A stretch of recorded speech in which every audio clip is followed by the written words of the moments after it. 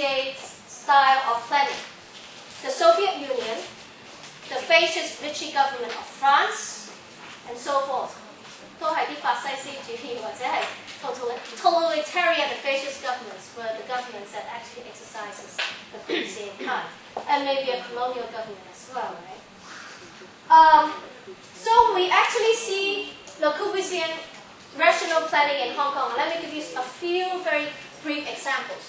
For example, Le Corbusier thinks that we can build things most effectively, efficiently by prefabrication. Same units all over the place. So in Hong Kong public housing, actually the units are prefabricated one by one, like Lego units. You just pile them on top of each other, pile them next to each other. So in every public housing, the units are built prefab in exactly the same way. 係24,900幾一個 unit， 一嚿 Lego. So it's prefab to that kind of exactness. And we call them standard prefab cells in the Hong Kong government language. So Hong Kong housing, the housing estates have these $240,000 per unit prefab units, and this are the end product is our public housing. And no one will get anything more or anything less than minimum necessary for efficient existence. So it's minimum living, really. Private housing. The core of Le Corbusier's idea of contemporary city is like the service apartments today, like hotel service apartments. It is your own apartment, but when you go out to work, somebody come in and tidy your home without you knowing, and you come back to your home, it looks exactly like the last time you see it. Right?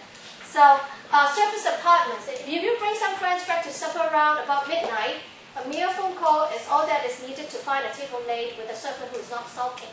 So this is Le Corbusier's idea of a very rational, well-planned, efficient, effective living. Right? So, and in Hong Kong, you see a lot of these places, service apartments. And he is also for a completely class-segregated city. People of different classes don't get along, so separate them into different parts of the city. Right? So those people in mid-levels will need to deal with the people in Tinsui Wai, right? And also the idea of satellite towns, of creating a town somewhere out of nowhere. Then how can people survive there? Give that satellite town one single item of everything people need.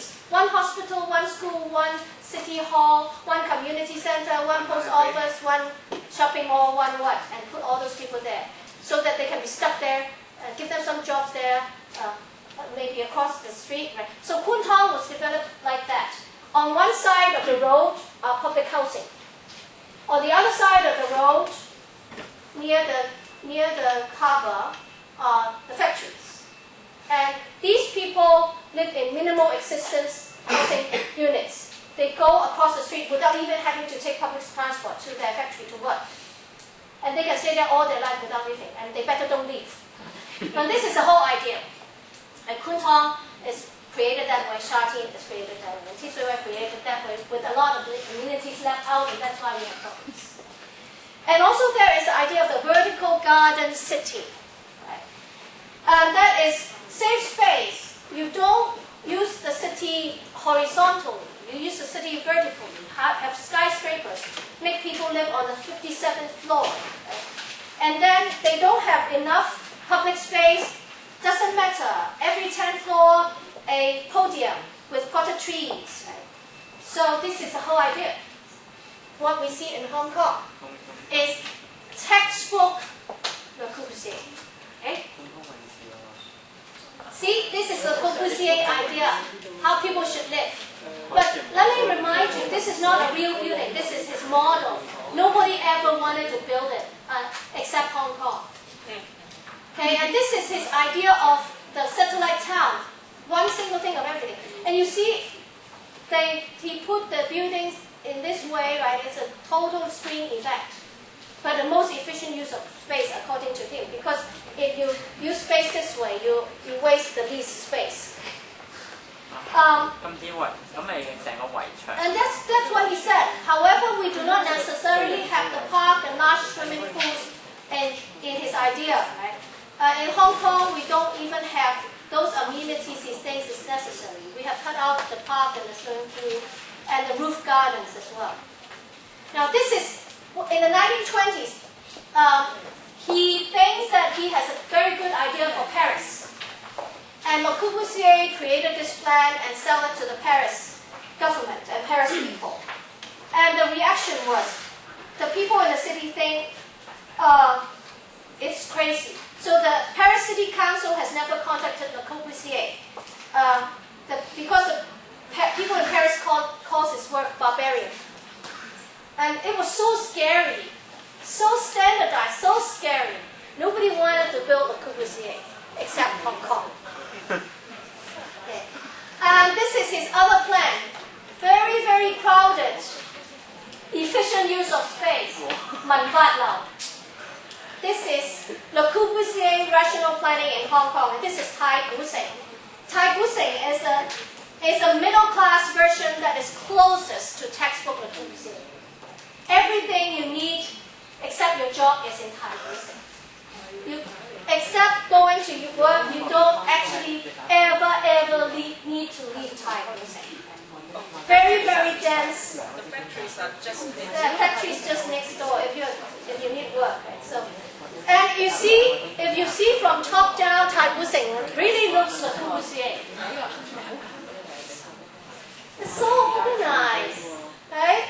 So this is what planners are really scared of. Planners will say this is inhumane, like the Parisians. They say this is barbaric. But nonetheless, it is the most rational, efficient, and top-down method of planning. And so we have the reading. I'm not going to read to you the content. Right? Now I've told you about advocacy planning, and one of your readings is about advocacy planning. Okay, so you go back and read it yourself. Now, and I also give you another reading which is very easy to understand. William Lim is an architect, and he's a community architect, very famous in Southeast Asia.